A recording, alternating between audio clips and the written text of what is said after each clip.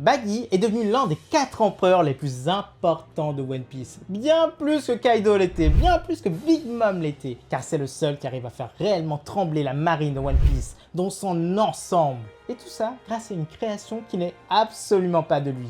La Cross Guild, créée par Crocodile et sublimée par l'équipage de Baggy. Mais cette Cross Guild, elle n'est pas achevée. Croyez-nous, il manque du monde à l'intérieur pour arriver à leur but ultime, prendre le monde.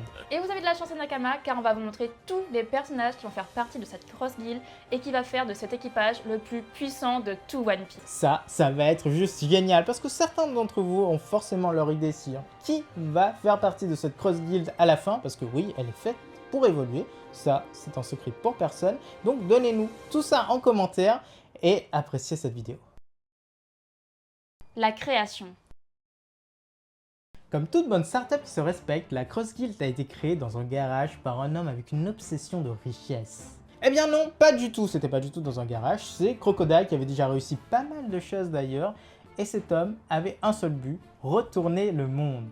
N'oubliez pas que le but de Crocodile, qui n'est pas avoué mais qui est un petit peu aperçu lors de sa mini-aventure, c'est de devenir roi des pirates. À l'époque, il avait été battu par Barbe Blanche, voilà pourquoi il n'avait pas continué ce rêve. Il a alors changé le paradigme, c'est-à-dire qu'il ne voulait pas un équipage, mais un groupe sans limite, agissant sur une zone qui est tellement grande et qui pouvait faire tellement de choses à la fois. En soi, un Yonko avant l'heure. Son organisation, c'était le Baroque Work à l'époque. Et pour financer tout ça, il avait décidé que chaque membre de l'organisation devait faire des missions pour ramener de l'argent. Le Baroque Work était né. Pas mal de leurs exactions ont marqué ce monde. Surtout la tentative de push à la Basta. Par contre, on ne sait pas si c'est la première organisation créée par Crocodile. Peut-être qu'il y a eu d'autres tests avant, mais ça, personne ne peut nous le dire actuellement. Après la chute de l'organisation, Crocodile a fini en prison. Pour les activités, c'est pas folichon, mais il s'y est fait de nombreux contacts à ce qui paraît, surtout au niveau -6. Après la grande évasion et la guerre au sommet, il a filé dans le nouveau monde, et il a intégré activement le monde souterrain, et il a fait ce qu'il savait faire au mieux. Il a réseauté, et à la chute de Shichibukai, il a mis son plan en place, une idée de génie. Premièrement, il est parti récupérer tout l'argent qu'il avait prêté, puis il a créé la Cross Guild, une organisation sans précédent qui a pour but de déstabiliser le gouvernement mondial. Et oui, rien que ça. Et en passant par quoi? Eh bien en passant par la destruction de leurs armées, et plus précisément la marine. Et pour ça, il a utilisé tout l'argent accumulé, mais surtout ses connexions, ce qu'il a réussi à créer dans le monde souterrain, les connexions créées grâce à la pègre. La Cross Guild est devenue capable de payer pour la tête des marines, inversant ainsi l'histoire. La marine goûtait enfin la terreur à grande échelle. À ses côtés, il a même rallié Mihawk, le loup solitaire et exterminateur de marine numéro 1 dans sa jeunesse. Car après tout, Mihawk les chassait pour le plaisir. Mais cette information reste encore à développer. Alors tout était en place, tout allait si bien marcher que le titre de roi des pirates, ça aurait été trop bas pour un homme capable de faire tomber les défenses du gouvernement. Mais la seule erreur de Crocodile, c'était lui, Baggy le clown.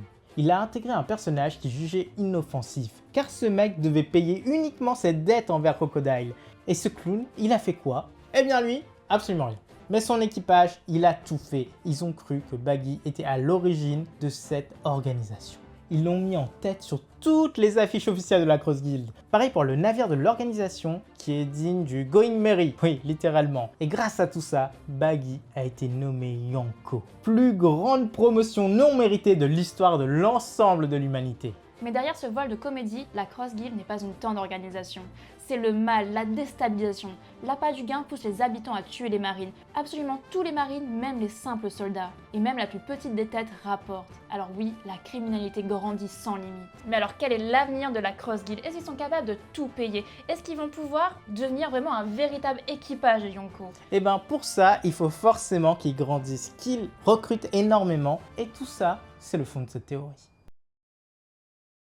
Les terreurs.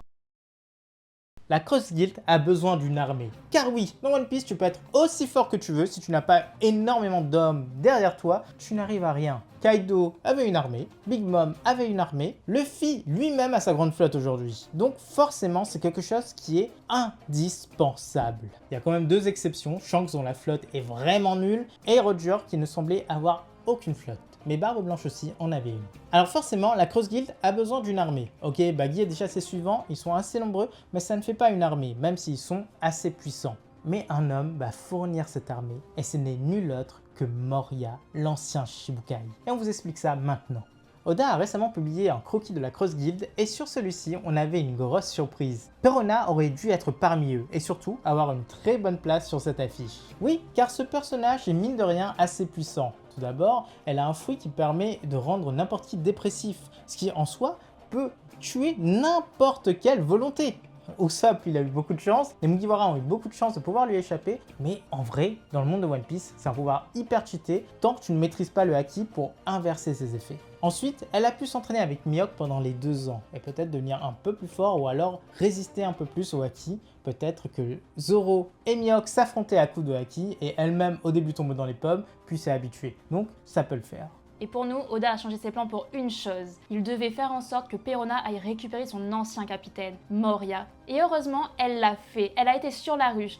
Ça, c'est un énorme exploit. Elle a négocié avec Koby et durant les événements, elle a réussi à fuir avec lui. Ils se sont fait la malle sans fuir leur barque. Mais au moins, ils ont réussi. Et alors, où est-ce qu'ils vont partir? Eh bah, directement à la Cross Guild. Ils vont aller retrouver Mihawk, un très bon ami à Perona. Alors forcément, ils vont accepter Moria, car il faut pas oublier que c'est un ex-Ishibutai. Il est quand même très fort et il a une armée. Ça, il faut pas l'oublier. Et Moria, il a toutes les raisons du monde d'accepter ce deal. N'oubliez pas que le point clé de la Cross Guild, c'est de mettre des primes sur la tête des marines. Et lors de la guerre au sommet, Moria, il avait dit quoi? Il attendait juste que les marines meurent, que les pirates meurent pour pouvoir les ressusciter et les transformer en zombies qu'il va utiliser. Alors oui, Moria va attendre que les corps des contre-amiraux, vice-amiraux, peut-être même des amiraux débarquent et il va les transformer en zombies. T-Bone, il est peut-être déjà en zombie et ça, ce sera vraiment violent et cool à la fois. Déjà, T-Bone ressemble de fait à un zombie, donc forcément, c'est peut-être même un foreshadowing d'Oda depuis le tout début. Et imaginez même en fait que toute cette Cross Guild qu'on est en train de décrire, vous allez voir d'autres personnages, se mettent à attaquer des amiraux, donc Fujitora. S'ils arrivent à tuer Fujitora et qu'ensuite il revient en zombie. Un zombie Fujitora. Et il trouve un moyen de faire utiliser les fruits du démon ou je ne sais pas quoi, mais ce serait juste incroyable ce qui se passerait. Cette Cross Guild, elle serait démoniaque. Et à tout ça, il faut rajouter que Moria a déjà des corps d'exception, les anciens Rocks. On les a vus, c'était les généraux zombies. Et là, ça ferait déjà une armée démoniaque pour Baggy. Les cerveaux. La mode est au team-up dans One Piece, et ça depuis Punk Hazard. Et oui, on n'avance pas seul dans One Piece, mais ça ne date pas d'hier. Il y a très longtemps, une grande organisation a vu le jour, les MADS, une organisation de scientifiques financée par la PEG qui parcourait le monde pour créer des inventions qui changeraient celui-ci. De vrais inventeurs guidés par Vegapunk. Mais par contre, il n'y avait que lui qui était bien gentil. C'était rempli de méchants scientifiques, tu vois, les trucs allemands bizarres pendant la Seconde Guerre mondiale. Judge, c'est ça, hein. Franchement, c'est ça. Ces véritables démons, c'était Queen, Judge et César, 3 grands malades qui ne voulaient que créer des armes.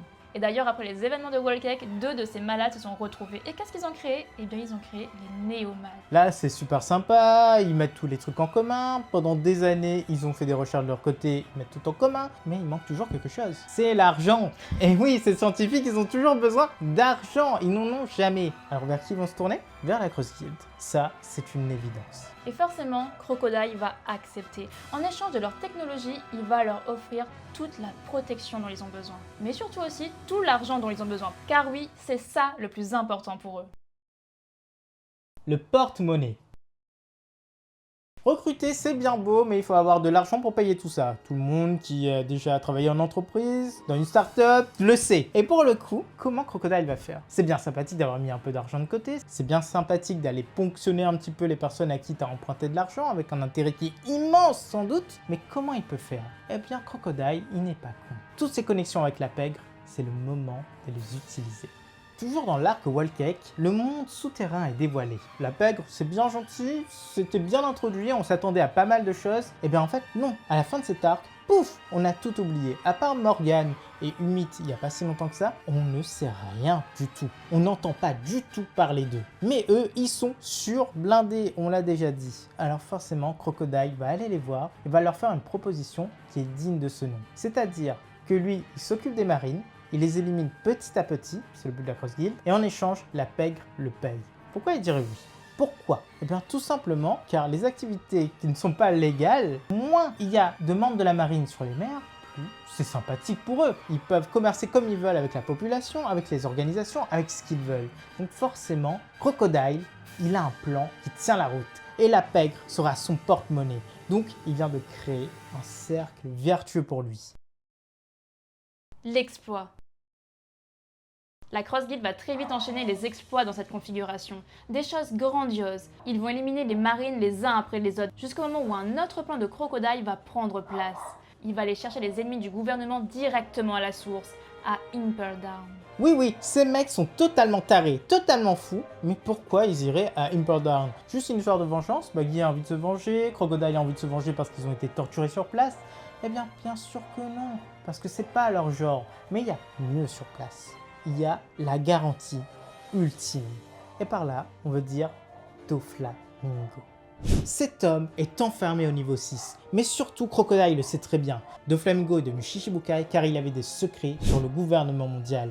Celui-ci a été destitué de son titre de dragon céleste, mais ce n'est qu'après qu'il a appris tout ce qu'il sait. Peut-être même qu'il connaît l'existence d'Im-sama, peut-être qu'il connaît la vraie forme du Gorosei, on ne sait pas. Mais ce qui est sûr, c'est que cet homme est indispensable.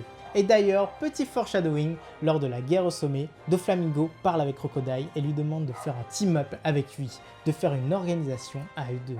Ils auraient pu le faire, mais ils ne l'ont pas fait, et Oda garde ça pour maintenant. D'ailleurs, deuxième petit foreshadowing, lors de l'exécution de Roger, il y a quelques personnes qui étaient présentes, et sur cette page, totalement à côté, on a quoi? On a Baggy, Crocodile, Mihawk, Doflamingo et Moria, la Cross Guild dans toute sa splendeur. Mais ce ne sera pas juste une libération d'Impel Down, ce sera une destruction totale, car la Cross Guild va se rendre tellement célèbre grâce à ça, ils vont détruire un des piliers du gouvernement, ils vont détruire Magellan tous ensemble, et ils vont libérer cette prison définitivement. Ce qui, en fait, donnera une plus grande armée à Baggy et à la Cross Guild.